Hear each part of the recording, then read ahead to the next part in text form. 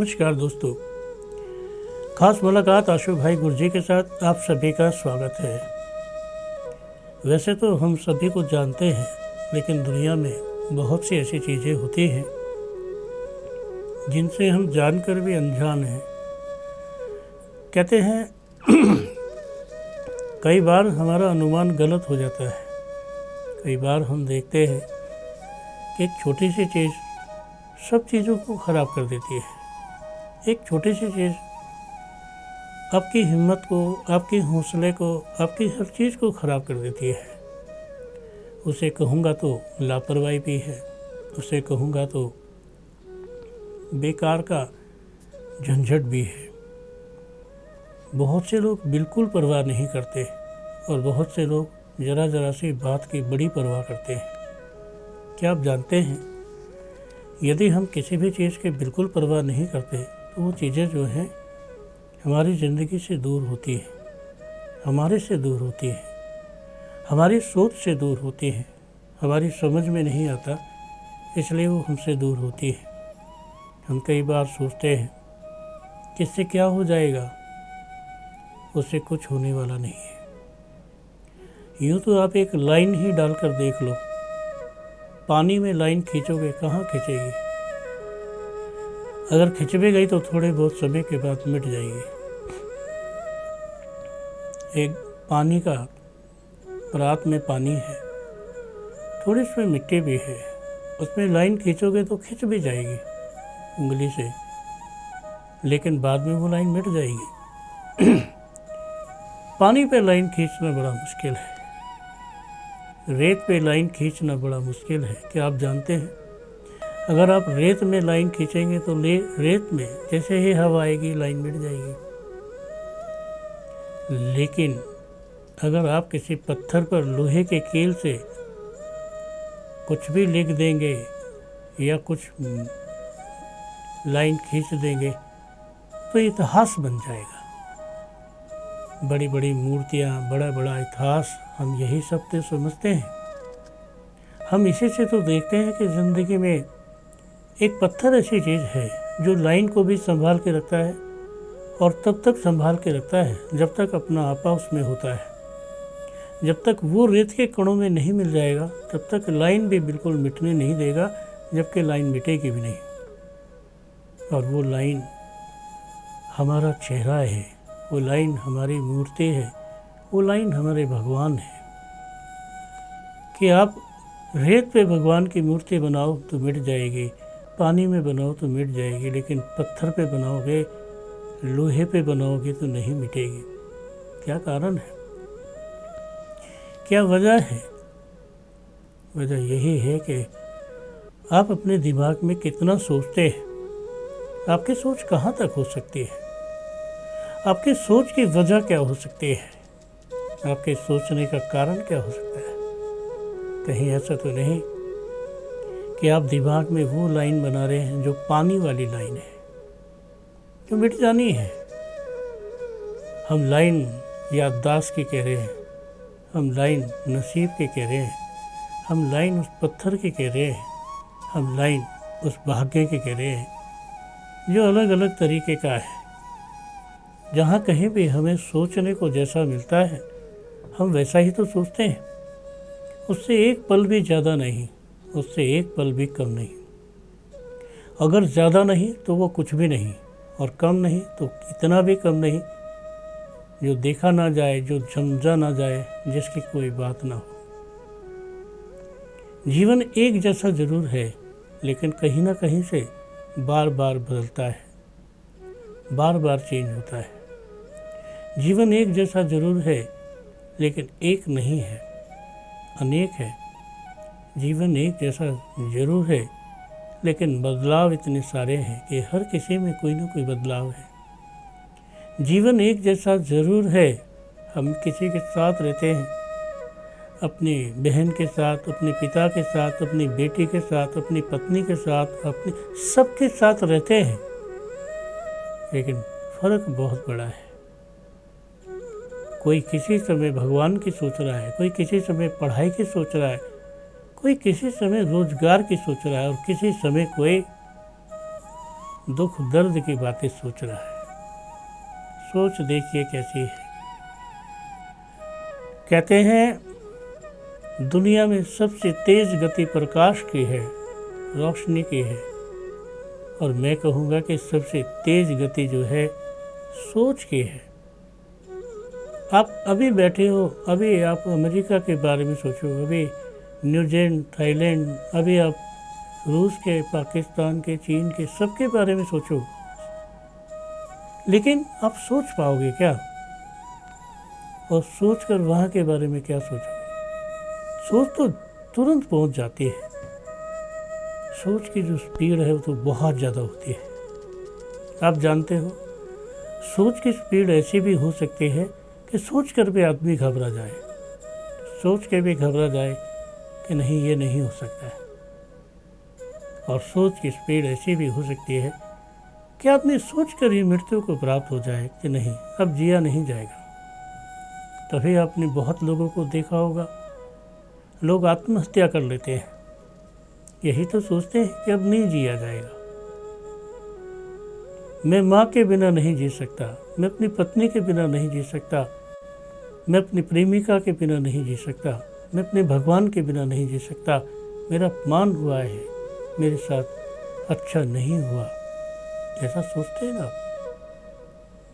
आपकी सोच में देखो कितनी बड़ी बात है। और आप लापरवाही में तो उससे भी बड़ी बात है कि लापरवाह हो जाए तो क्या हो जाए। आप सोचो कि आप अगर कर्जा ले लेते हो, आप जानते हो जरा सी बात तो है, कर्जा ही तो ले रहे हैं। कर्जा लेने के लिए आप एड़ी चोटी का जोर लगा देते हैं, बहुत ताकत लगा देते हैं, जरा सी बात तो है। सोचते हो यार बैंक वाला कर्जा नहीं दे रहा है, कर्जा नहीं दे रहा तो रोकी सूखी खा के सो जाओगे। कर्जा दे दिया तो कर्जे में मृत्यु संभव है कि कर्जा ही आपको निगल जाए।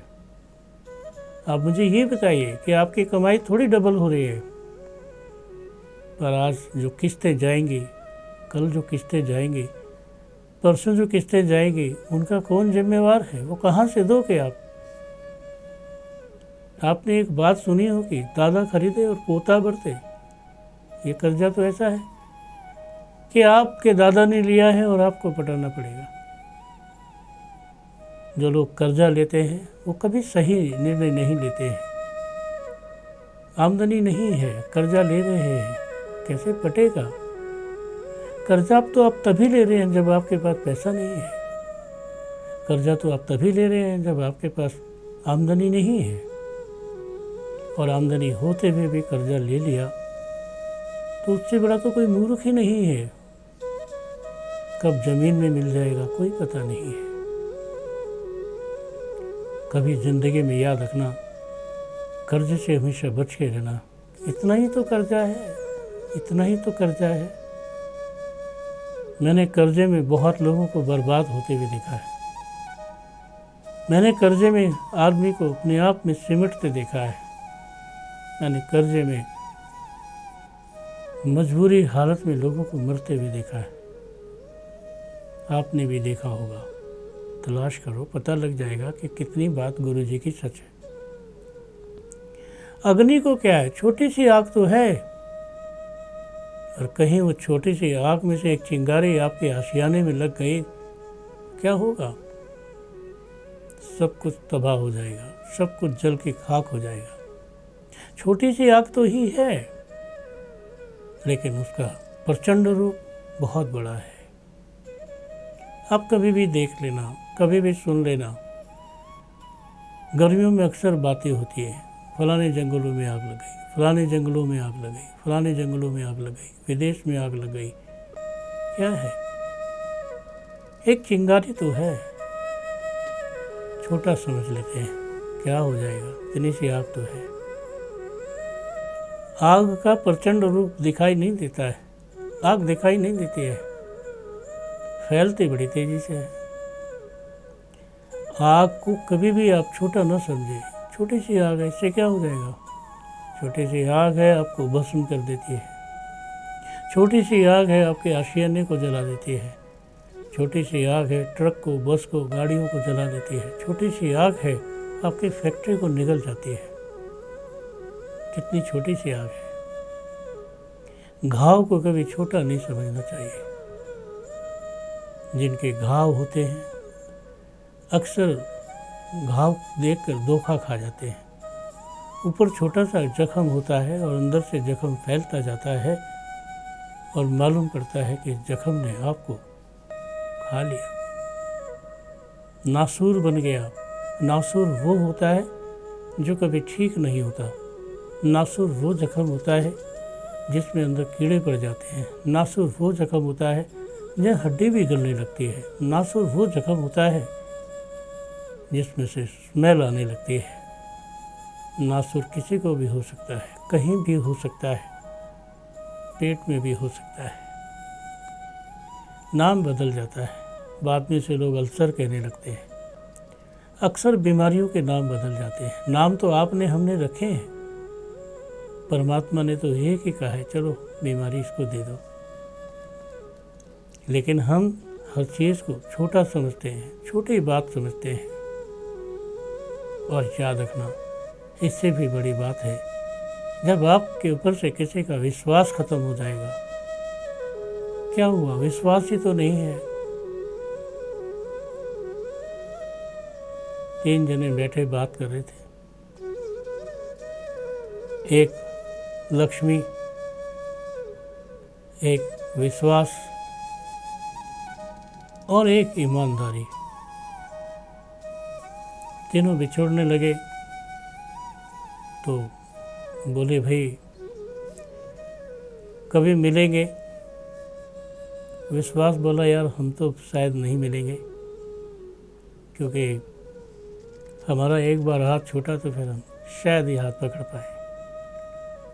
तो याद रखना दोस्तों, जीवन में जब तुम्हारा विश्वास किसी से ख़त्म हो जाएगा, बस कहानी ख़त्म ही समझना। ये समझना कि बस अब कुछ नहीं है। लक्ष्मी से बोले अब आप कहाँ मिलेंगे? बोले जी मैं हर सेठ के गले में बैठी हूँ।